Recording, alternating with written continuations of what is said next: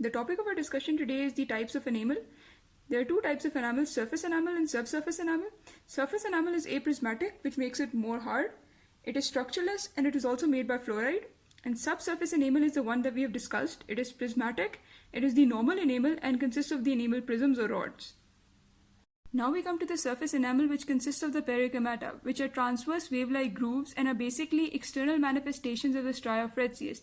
The stria of Retzius are one of the incremental growth lines, and they're basically formed by the successive apposition of the layers of enamel. These extend externally and form the perichromata.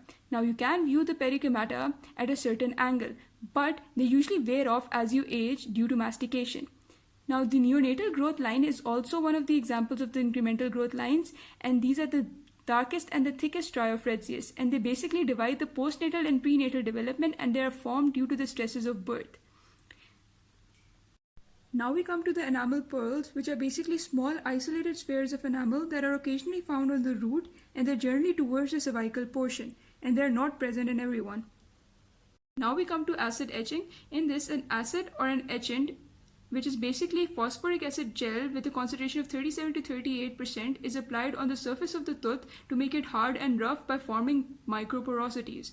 This is done during composite restoration and the application of brackets for braces. In this, acid etching is performed and a bonding agent is applied.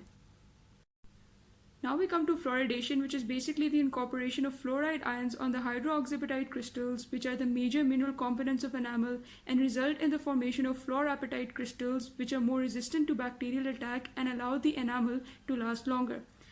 Now, due to excessive fluoridation, especially during the early years when permanent teeth are being formed, fluorosis can take place.